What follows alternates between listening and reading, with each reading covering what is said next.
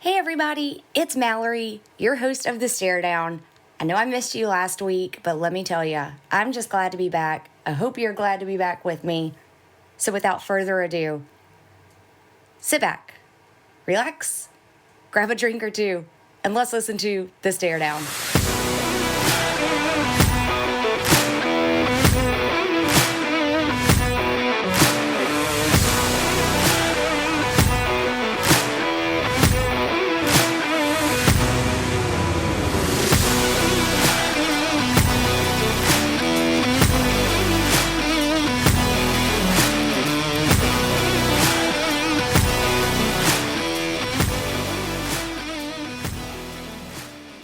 All right, so this week's episode is called Back from IR, and I feel like my self-imposed IR assignment was needed. As I stated in my blog post a few weeks ago with the episode 6 blog post, I tested positive for COVID for the first time ever. I'm super thankful for an extremely mild case. It was so mild that I had the sniffles but could still go run 3 miles a day and take the dogs for walks, multiple walks, because we were going stir crazy. So super grateful that it was just mild, but I decided I was going to keep my fellow rebels and all of my family and all of my friends safe. Didn't want to pass it along to anybody just because you don't know how anybody's going to react to it. So we stayed at home for the home opener against Mercer. That was an ass whooping. Sorry, Mercer. I was expecting it to be bad. I wasn't expecting it to be that bad, but proud of my Rebels for that. So get really pumped. I test negative. I can go back to work, but more importantly, I can go to New Orleans for the Ole Miss Tulane game. We're going to ride the train from Birmingham to New Orleans. If you've never ridden the train, first of all, it's fun. You can take your own food and drink. So when I tell you to sit back, relax, and grab a drink or two, you can literally do that on the train. And you don't have to buy it from them. You can bring your own. It's amazing. So we do this. We're going to go down. We're going to kind of party. Not too hard, right? Like, you're on a train. Like, we're not going to try and get that, like, come on, ride that train bumping. Like, we're not doing that kind of train. But it's a super fun time. You don't have to worry about traffic. I mean, you do, but you're not the one driving. So it's not that big of a deal. But it's blast. So we get ready. We're going to go do this. We're packing. Everybody's healthy. Nobody's testing positive. And I get an email from my husband while I'm at work on Tuesday that says, call me. So I call him. And y'all, we live in Alabama. It will be hot until November and possibly even Christmas Day. Like, no joke. Our air conditioner has gone out. Died, kaput. Aaron Hernandez gone forever. Kind of died. It's 90 plus degrees outside. There's no air in our house except hot, stale air. Our house at one point got up to 88 degrees inside. It was awful. So we go through. They can't come put it in until Monday. We have dogs that are long-haired. I'm cranky. Husband's cranky. Everybody's just cranky, right? It's hot and gross. But we decide, screw it, we're going to New Orleans anyway. We do. Thankfully, the air worked on the train. The air worked in the hotel once we got to New Orleans, and we had a blast. And even though the Tulane fans yelled some very not nice things at us, we still had a really good time. Got to see some friends that we haven't seen in a year. Got to make new friends. Shout out to Roz and Jesus. Have another hurricane for us, or we'll just give it to mom, whatever. But yeah, had a blast. So I'm back though, right? And in the chaos of all of my life things, I feel like the chaos of football has been greater. So enough about me and my personal stuff. I'm back. Let's dive right into it. But first I want to dive into, to me, what is the most important story in American sports right now that just kind of has sort of fallen off the radar. And I get it because this season is technically over. But Coco Gauff won it. Y'all, she won the U.S. Open. 19 years old. She won it. I called it in my blog post. I called it here. Everybody was rooting for her. The crowd was on her side. She took down the girl who is now the number one in the world But it didn't matter because on that day, Coco won. And the cool thing about the U.S. Open, the prize money for the women, it's $3 million. Guess what Novak Djokovic got for winning the men's? $3 million. So thank you, U.S. Open, for paying equally. I love it. Coco, you're my girl.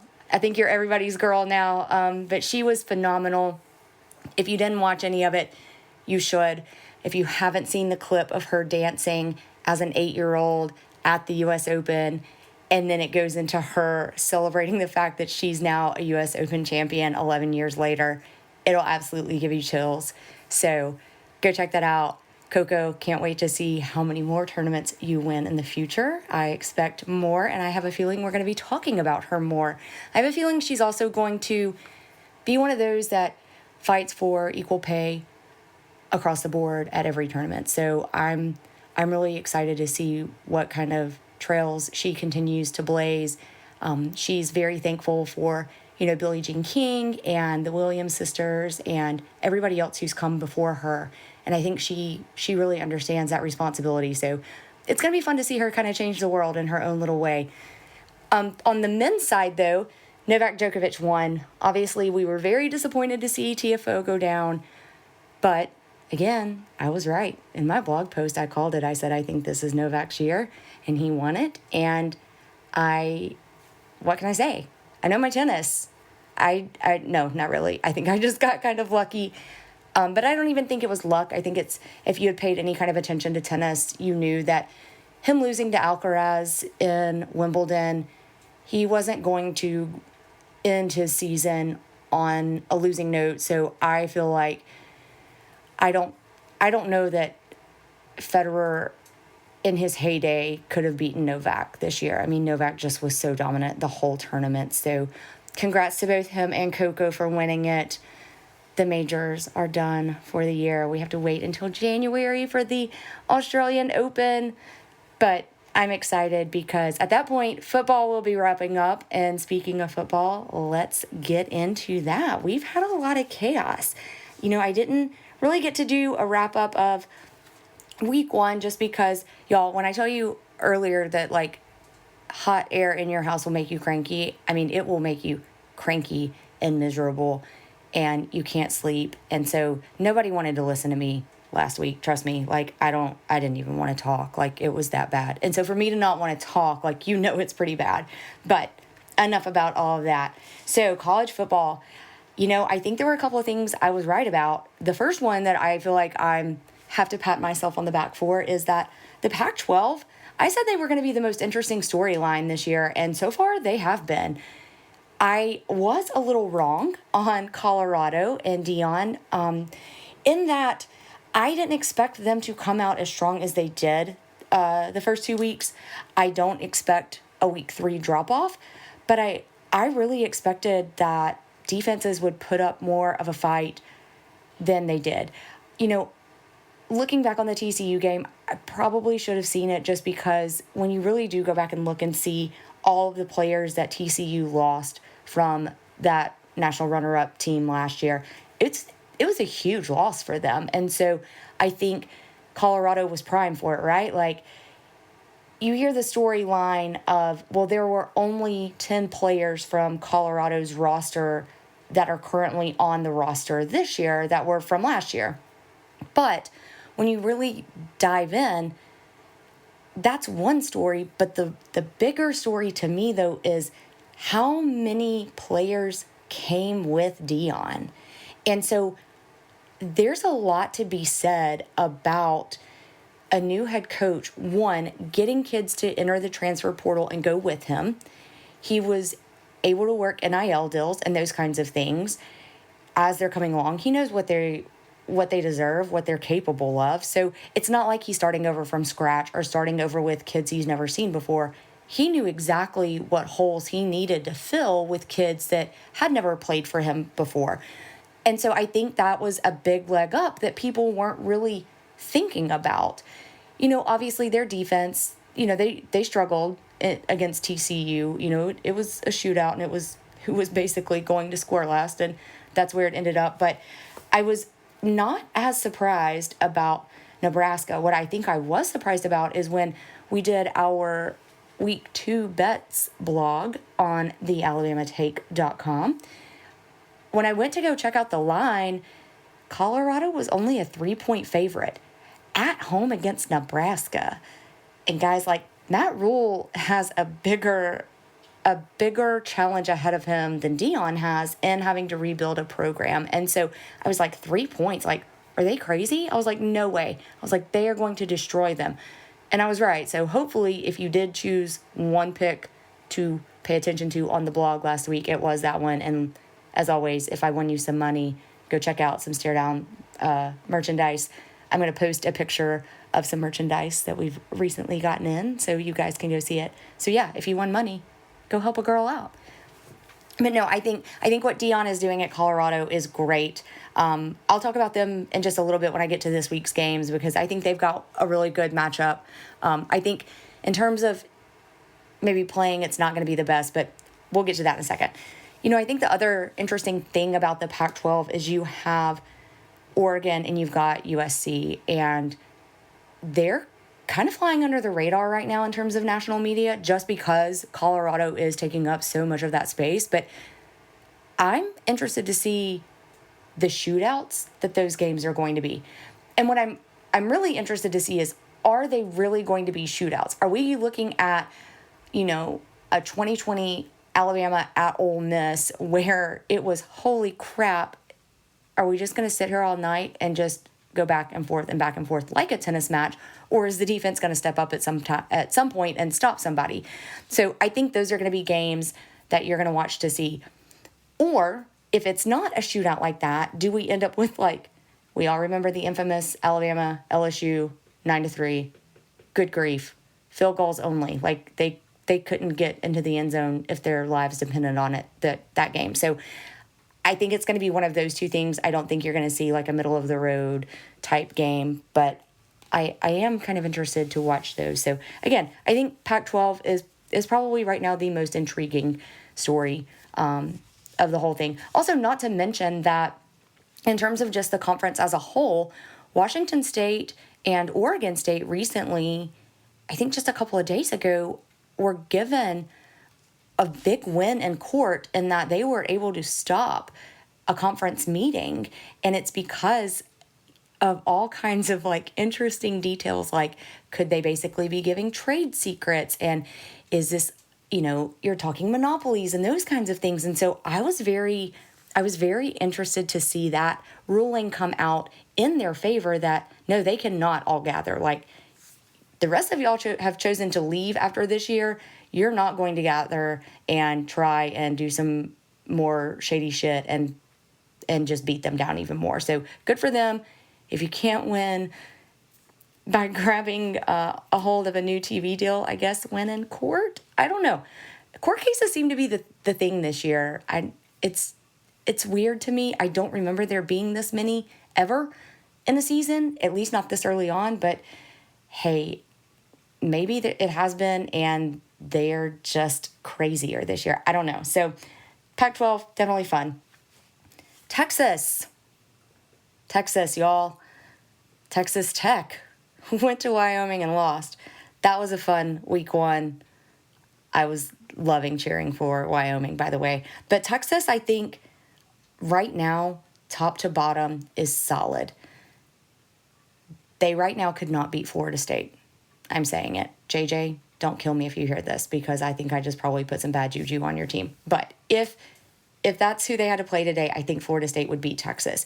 But Texas, from top to bottom, like I said, one of the most solid teams out there. Going into Bama was obviously fired up. You know, good showing, great showing from Jalen. Week 1, I wasn't maybe as sold on Jalen as others were. My friend Tim was also not as sold on Jalen after week 1. I just felt like he was a little bland. I couldn't figure out if that was just the play calling or if that was just him. I think we figured out during the Texas game, it is him. I just don't think he has that spark that the offense need at this point. I think he has the ability to have it, but he's going to have to find it fast because SEC schedule starts next week. So it's going to come fast and furious, and it's going to be Texas every single week. So I'm interested to watch how Bama reacts. Of course, though, they will do the most Bama thing ever and now go play lights out. And of course, Ole Miss, we get them next week to open SEC play, and they'll probably just beat the ever-loving crap out of us. But hey, there's always a chance, I guess.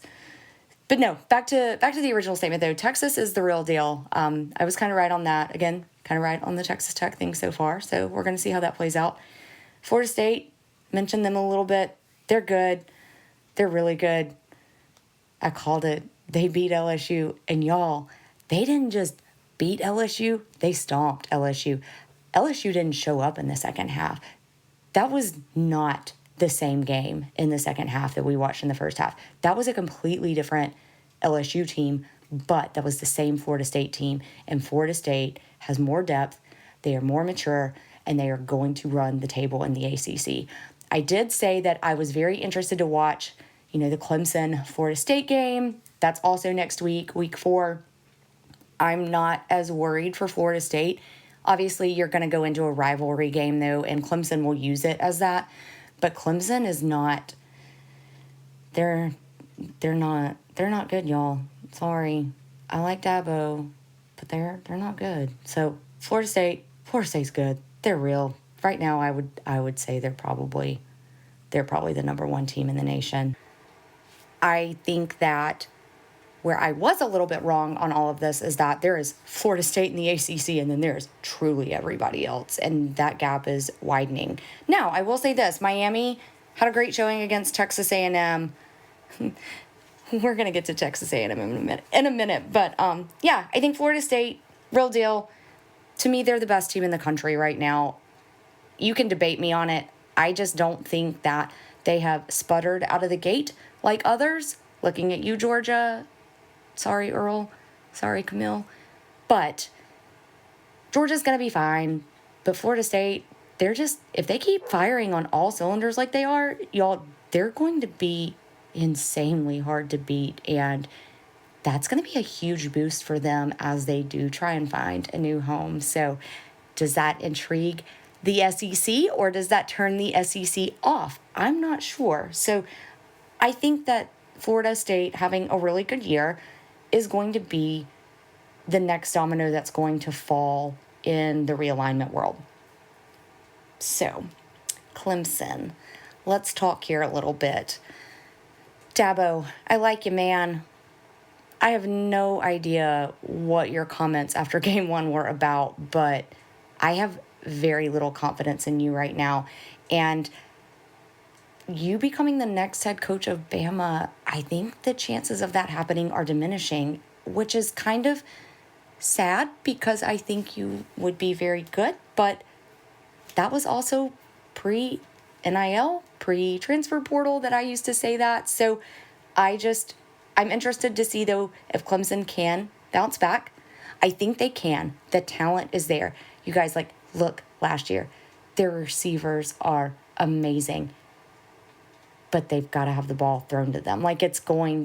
There's got to be more confidence from their quarterback. So Clemson's not out of it yet. I still think they may end up facing Florida State for the ACC championship game, but it's not going to be, it's going to be like Georgia LSU in the SEC last year, where hooray, LSU made it, but Georgia just kind of ran them over. So interesting to watch the ACC a little bit to see kind of how the rest of that plays out. All right, now Texas A&M, the last thing that we're going to talk about in terms of where we're kind of out in the season. I was right about Texas A&M. Jimbo, I got news for you. If you think that they were clapping and that's what was causing everything to go wrong, buddy, you may as well just go on down to U-Haul, start buying those boxes and packing up your house. If you don't need all of them, U-Haul will buy your unused boxes back. That's why I'm telling you, go to U-Haul, because you're not going to have a job. I did go check your schedule. Thankfully for you, or not thankfully for you, you don't play Mississippi State in Starkville. I was really kind of hoping that you did, but you don't, because I could not wait to hear the excuse about the cowbells being the reason that you guys sputter against Mississippi State. But sadly, that's not going to happen. I will tell you, though, when you come to Ole Miss, sitting in field club, don't for a second think that I am above standing right on the field and clapping and yelling. I mean, that's not really unusual for me, but I'll be doing it extra loudly and annoying just because I think it's funny. And I just don't like you. You're kind of icky. So I'm sure you're a nice person in real life. Well, I don't even know that. So I told you guys, I'm just kind of letting it all loose this week. So yeah, that's it. I just don't like Jimbo. Jimbo, I can't wait to welcome you to Oxford. I'm going to be as annoying as I can be. And I have a feeling I'm going to have about 65,000 other fans doing it with me. And we're small. So good luck going into stadiums bigger than ours if you think that some clapping was the reason y'all lost. All right, enough about him. He's not worth it. So, big games this week. Just a couple. I don't really think there are a ton of big games that I'm really going to watch. Obviously, let's start with the SEC. LSU, I expect them to come out strong against Mississippi State. Mississippi State had to go to overtime with Arizona last week, but I don't think that that's a bad thing for State. I think Arizona is a good team. I think State can learn a lot from it. So I do expect LSU State to be a really good game. I just expect LSU to try and make a statement since they decided not to show up for the second half of the Florida State game 2 weeks ago. So I'm going to take LSU in that one. Also, Tennessee, Florida. You know, I keep seeing all these articles. Could Florida pull the upset? Could Florida pull the upset? Well, guys, y'all all thought that Tulane was going to pull the upset on Ole Miss last week. And don't get me wrong. I was scared. The first half, I was scared. And then we only let them score 3 points in the second half. And I sort of felt better. I mean, I'm an Ole Miss fan, so I don't ever really feel great. But there's no way Florida upsets Tennessee this week, y'all. They just don't. There's no way. If you watched Florida at all the last few weeks, they're middle of the SEC. They don't want to be middle of the SEC, but the reality is they are. And Tennessee is a step, maybe even two above them right now. So, sorry, no upset here. Tennessee's gonna go into the swamp and I think make a statement. And then we started with them, so let's wrap up with them. But Colorado, man, Norvell. First of all, Mike Norvell, I'm glad you're not related to him. I'm glad he's not like your brother. But dude, don't make a comment about your mom taught you to take your sunglasses and your hat off when you're talking to somebody.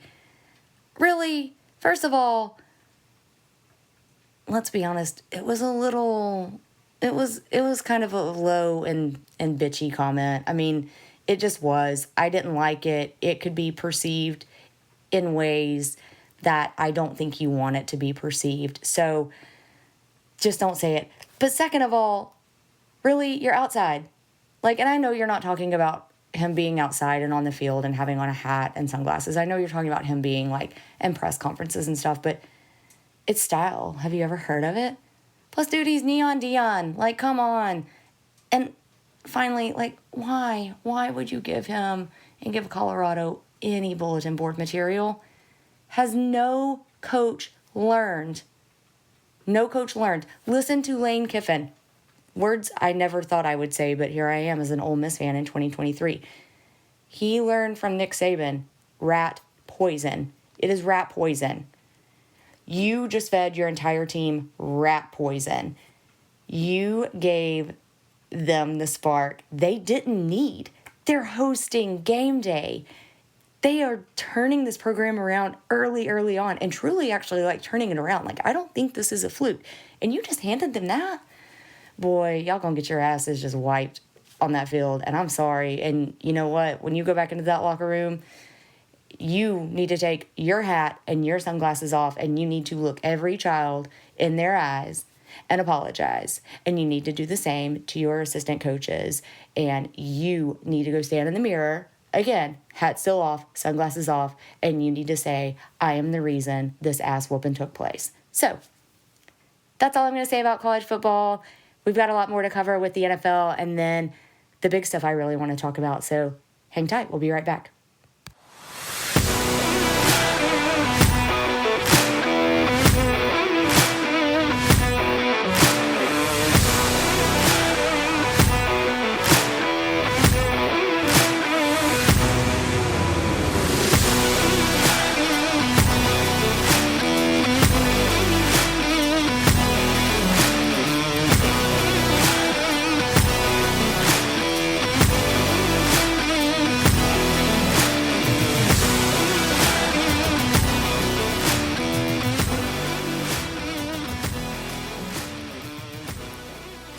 And we're back. Hopefully you did what I did and went and got a refill because I'll be honest, NFL, I love it, right? It's football. I love the NFL. I love watching all of my favorite college players. Shout out to A.J. Brown, Dawson Knox, DK Metcalf, and every other Ole Miss player that's ever played.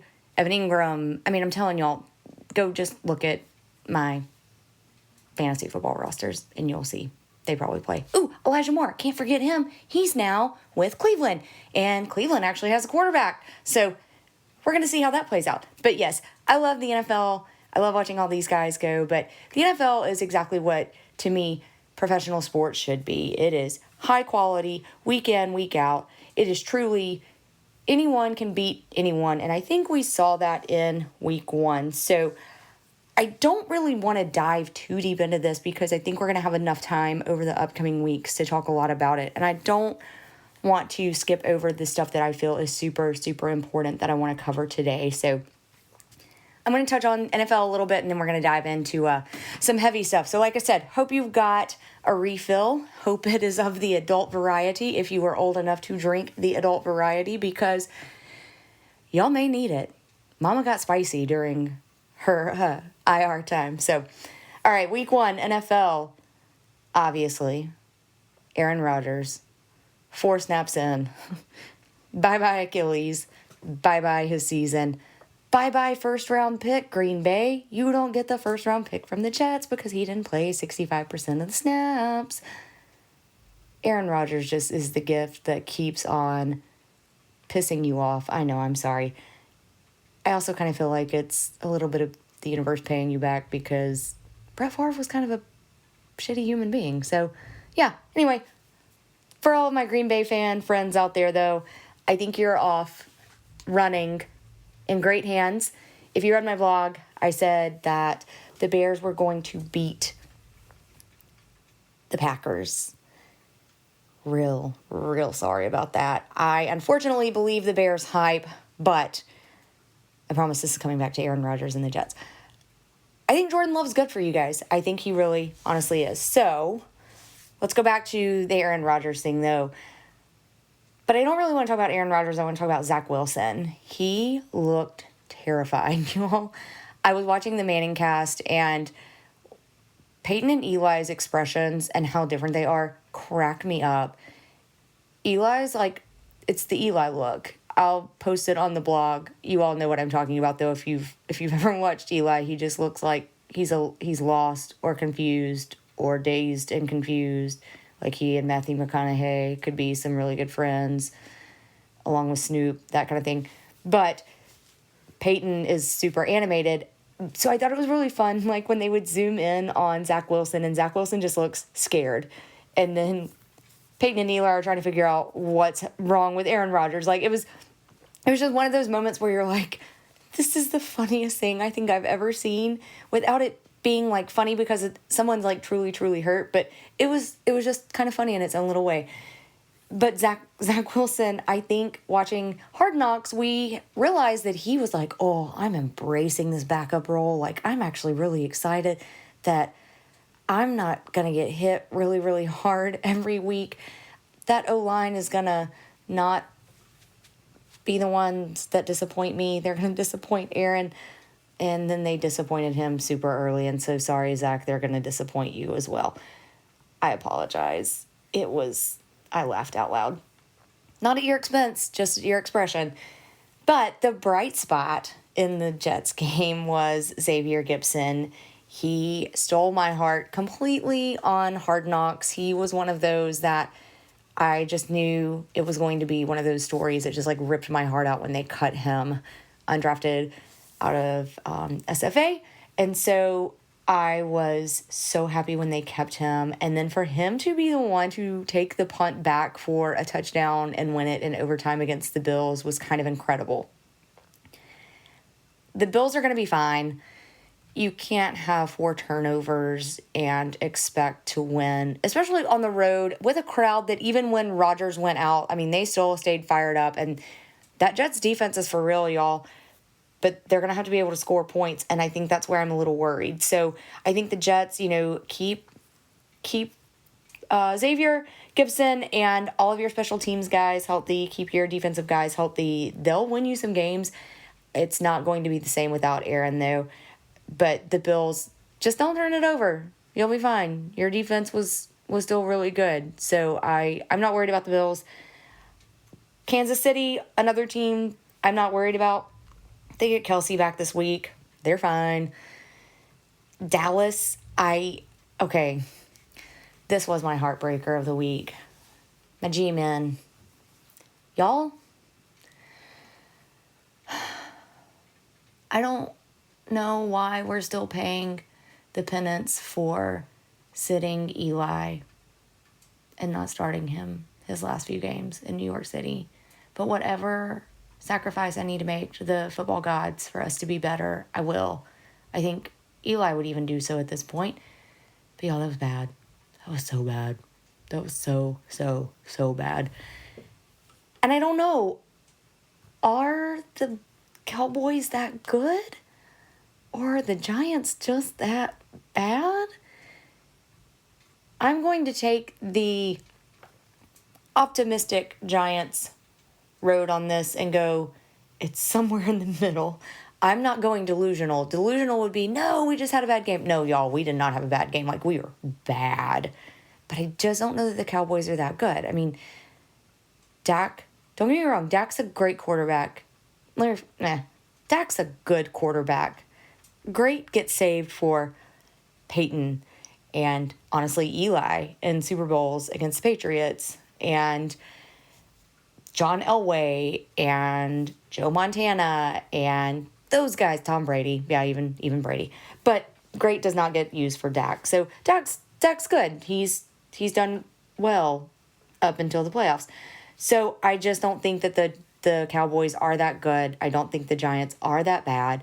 I think it's somewhere in the middle for both of them. But it is what it is. I also said early on, I'm sorry. I believe the Bears hype.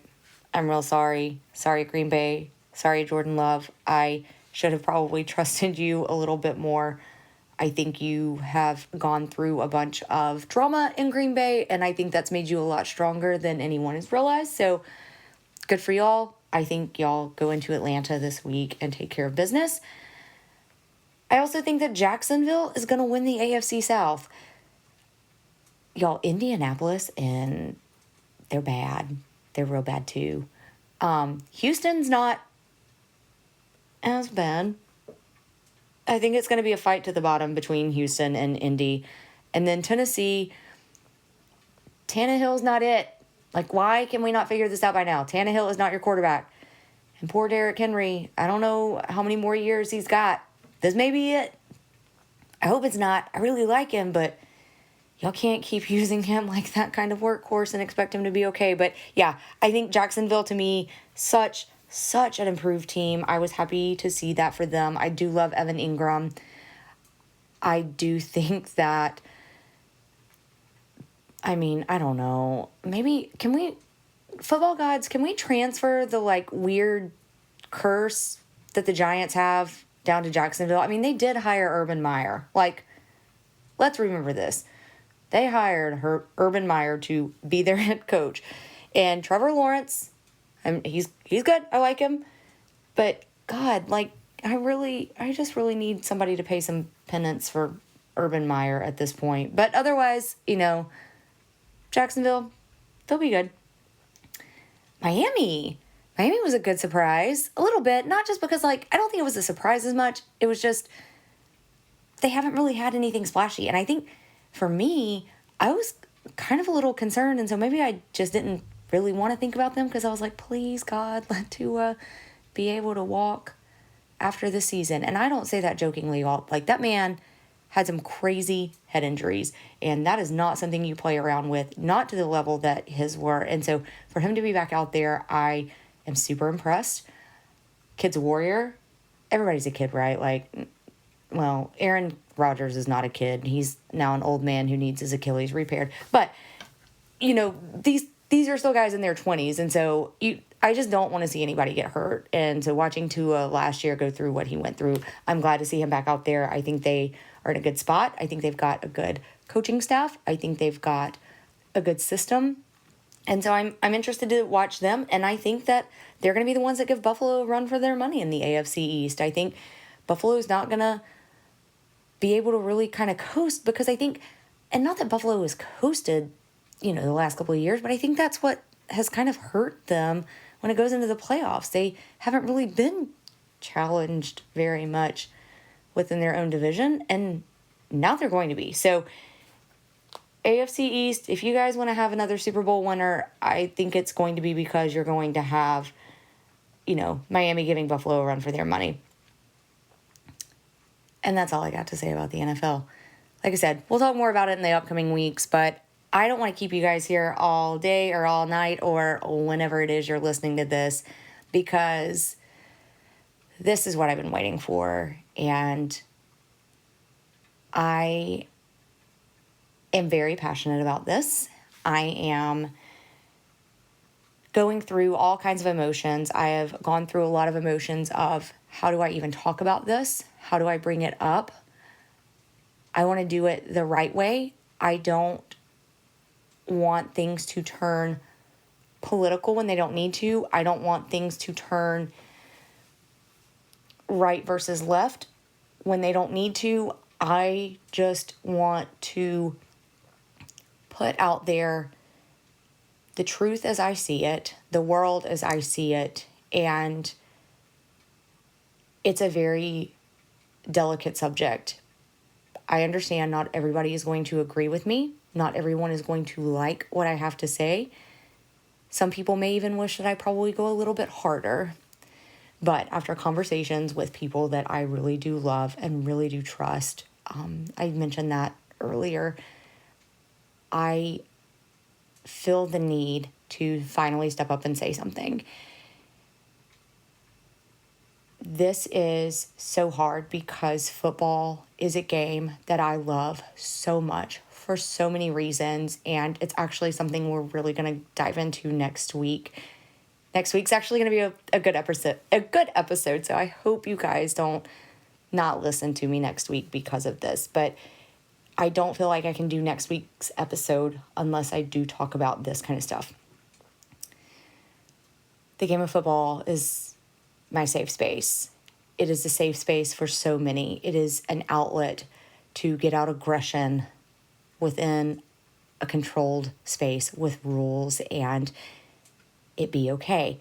It is a space that provides opportunities where opportunities may not be given to those who are participating. It is a way out of bad situations, whether that be economically or a home life. And I don't mean what most people are thinking of in terms of a home life. I mean even like nice middle class, what you think of everyday Americans. Parents are struggling, whatever. Like, football is an outlet for so many people, and everyone has their reason for it.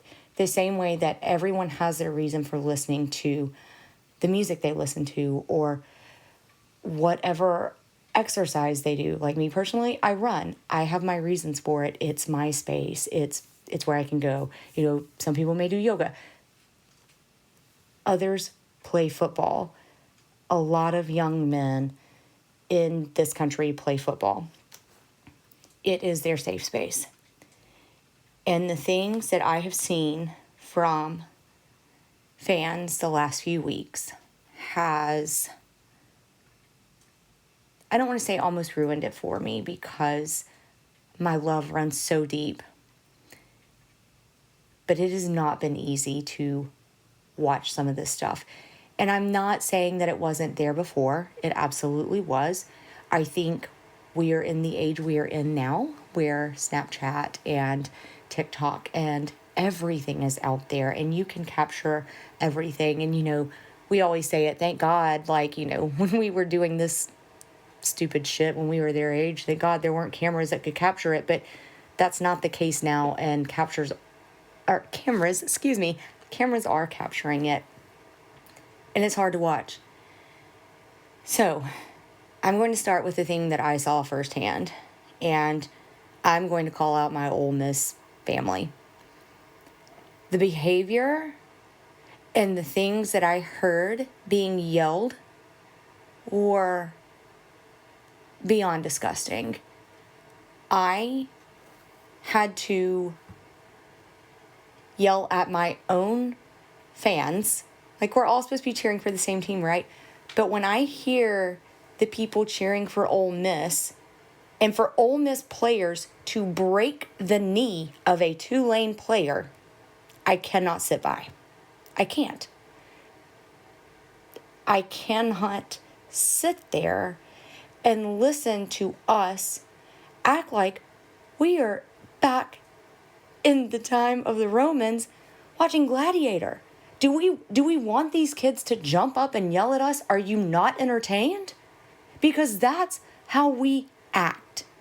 It is one thing to say, hit him, tackle him, would you stop him? Come on, you can do it. There's so many other things to say. Break his knee? Kill him? Make sure he doesn't get up? That's not acceptable. It's just not acceptable. You cannot and should not ever wish harm on another human being. Not in that setting. Like I said, there are other things here that could get political, and I'm not going there. I am strictly talking football. And I think what made it worse was we were in a stadium that was new and nice and hot as hell. Made our house look really cool, actually. Made it feel like it was really cool. But we were in such a small stadium, and Ole Miss was allotted so few tickets because of the size of the stadium that if you had bought your tickets through the university, chances were if you were loud enough, you were within earshot of an Ole Miss player's family, or maybe even a Tulane player's family. I don't know about the Tulane players' families, but I do know I saw Ole Miss players' families. And I have to think, how would they feel going to Bama, going to Auburn, going to Texas A&M, going to Vanderbilt, going anywhere, hell, going to Tulane, and hearing some stranger who doesn't know them or their child who is playing, hear a stranger yelling for another child to break their child's knee, or to kill him, or to make it so he doesn't walk again, or make it so he doesn't get up off the ground. Are you fucking kidding me? Unacceptable. That is a human being underneath that jersey. That is a human being wearing that helmet. That is a human being being tackled and a human being doing the tackling. It is a game. And like I said, it is a game of so many possibilities, but at the end of the day, it is a game. I cannot sit idly by and listen anymore.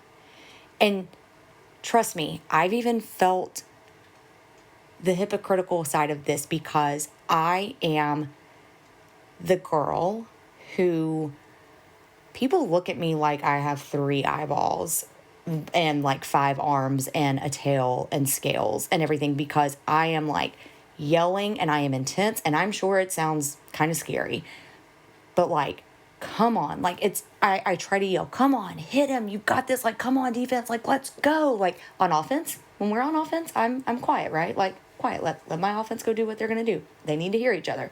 But like when my defense is out there, man, hit him hard, hit him, you got this, stop him, like, That's fine. I was even so loud that an Ole Miss fan came up the stairs and high-fived me and said, that's the kind of energy we need. We need that down on the field, and they need to hear it down on the field. I pride myself on that. And yeah, I pride myself on that. Because at the end of the day, even if a kid makes a mistake in a game, think about what I just said. If a kid makes a mistake in a game, it is okay. It's okay. Because I'm going to get to walk out of the stadium and I'm going to get to go live my life. And I want that kid to be able to know that in life, it's okay to make a mistake, to learn from it, and to move on. I get that grace every single day in my job, in my marriage, in my friendships, in my relationships with my parents and my family members. I get that grace. So why can't I extend that to a child that I've never met, but that we share a common thread of Ole Miss? That's fine. On that flip side, just because a child may not be wearing an Ole Miss jersey does not mean he is not still a child that needs to understand that it's okay to make a mistake and to be given some grace. But us yelling for him to be permanently maimed or to be injured and his quality of life be taken away from him in any capacity, even if it is a torn Achilles and it's, surgery or a sprained knee or anything like that, that's not okay for us as fans to yell. That kid on that field has a beating heart, has a brain that thinks, and has feelings. And beyond that, that kid has a family that they get to define what family is. They have friends, they have loved ones, they have partners, they have someone who loves them. And I would never want any of my loved ones to be sitting in the stands and have to listen to someone yell for me to have my knee broken because I'm wearing a different jersey than what they are. Unacceptable. Take it down a notch. If you haven't figured it out by now, college football is, like I said, I get a little passionate. I love it. But at the end of the day, it's still just a game, y'all. It is not that serious. It is just not that serious. So, as I said before, family is who you choose, right? Kids are born into every type of situation in the world, and they can't help that.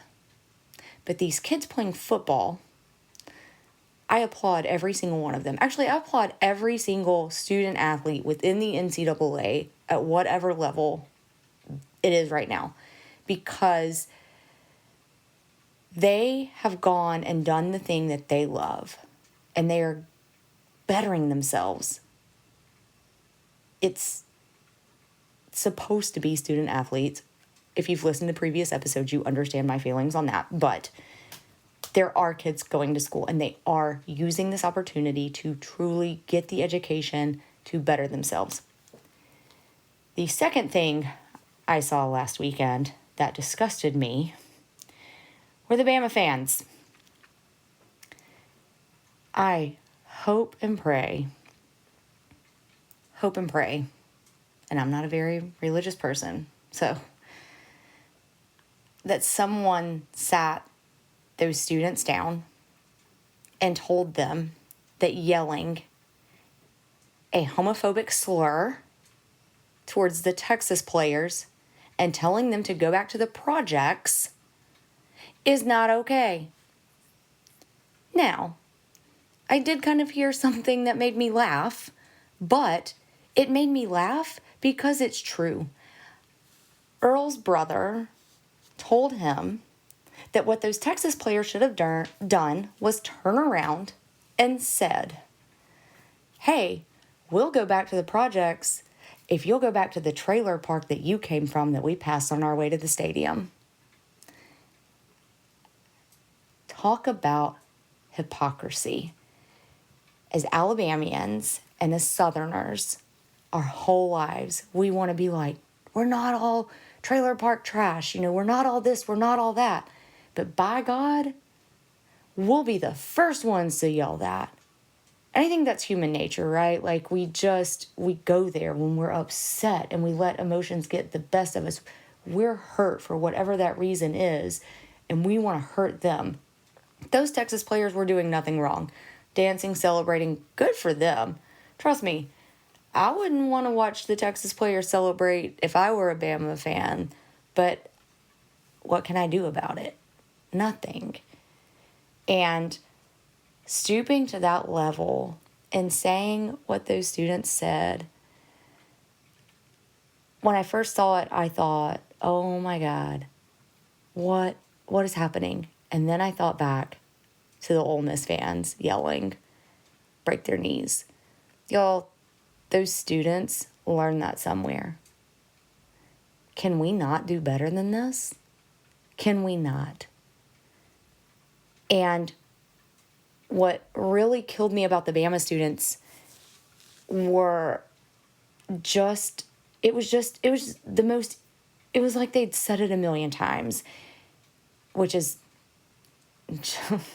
I don't know that I have words for how horrible that makes me feel. But it wasn't something that was the first time that they'd ever said. And then I started thinking, if they'll say that when they have on the jersey, what would they say to them when they don't have on the jersey and they can't figure out who they are? Is that just another thug? Is that just another, like they called them, kid from the projects? Is that just someone who's beneath them because of the color of their skin? And I'm pretty sure it is. But what's really disgusting about the whole thing is that good and well that if Derrick Henry, or we'll go with the current player, Jalen Milroe, were on campus and they saw him, they would run up to him. Oh, Jalen, man, you're the best. Da da da da da. Can I get your picture? Like, they're not gonna call him the F word and tell him to go back to the projects. Not to his face. So why the hell do they feel like they can do it to the team that just beat theirs? Again, y'all, it's a game. It's a game. And it just hurts. And it makes me sick because I miss the days of watching my favorite players go down the Walk of Champions and, Dad, there's Deuce McAllister, or Chris Collins, or Tay Biddle, or Eric Oliver, or Doug Ziegler, or Eli, Amzie Williams, Corey Peterson. It doesn't matter. I love them. You know why I love them? They're Ole Miss. I did not care. I didn't care. And I'm so sad to know, and I get it, right? Every fan base has them. Hell, I just told on my own fan base.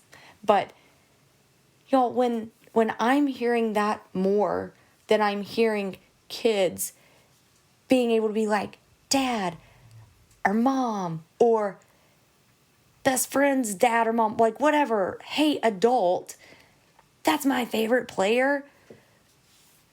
I can't get past the fact that I don't hear it anymore. And it could be that I don't have kids, but I shouldn't be around enough adults that I'm not allowed to hear the kids' excitement, that I'm not allowed to experience that.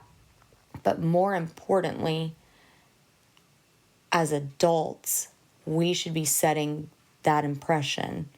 I should be turning to my husband, Cody. Cody. There's Eli Acker. Cody. There's Suntarine. Cody. There's Caden. Cody. There's Lane Given. There's Coach Joyner. There's Blair. There's Maddie. There's whoever, it does, like, I should just be like, I am so excited to see people doing what they love, players doing what they love, and I should get excited for that, and I should be there to want to cheer them on. And that's ultimately what I want to get towards. I want to talk more about it because we're not going to change it. I'm not single-handedly going to change it. But what I am going to do is make sure that I do continually, and not in a hostile way, right? Just, hey, remember, that's someone's kid out there. Like, I get it. You're fired up. Bring it down a notch. Like, let's just all be here and enjoy it. That's what I've got to learn to step up and say, instead of just being like, oh, I'm going to sit here and, well, I'm just going to try and be louder than him. No, I'm now going to start calling those dudes out. No, that's a child. Stop it. Just enjoy the game. And on that note, I'm going to take Earl's advice because my blood pressure is up and I am really fired up. And I still want this to be a fun place where we can come and talk about sports. But sports cannot be fun if we continue to allow the actions and irresponsibility of others to ruin it, and to ruin it for the families, and to ruin it for the players, and to ruin it for the next generation. We cannot allow that to happen. We can't. At the end of the day, as I've said before, and you may get tired of hearing it, and I don't really care, that is a human being wearing a jersey with thoughts and feelings and emotions and life troubles and friends and probably family drama and friend drama and partner drama, but also people who love them. And they're just trying to get through this life and enjoy it the best they can. And in the meantime, if we can't support them in that and support them in that endeavor and provide a space for them to come and play whatever sport it is, what are we doing? What are we doing with our lives? It's not worth it, y'all. It's not that deep. But I'm also not going to let it become deeper and become a bigger issue for those athletes and those coaches and support staff that are trying to create those spaces. So I'm now going to get off my soapbox. Thank you for hanging in with me during the unexpected break. I think we'll be pretty good moving forward. I hope. Let's hope no more crazy COVID or flu or anything that's happening. Go get your vaccines if you can. Be nice. Wash your hands. All those things. Just be a good human to your other fellow humans. And on that note, sit back, relax, grab a drink or two, maybe take a deep breath or two, enjoy your favorite team and your favorite sport, and listen to the Staredown. I'll see y'all next week. Hotty toddy.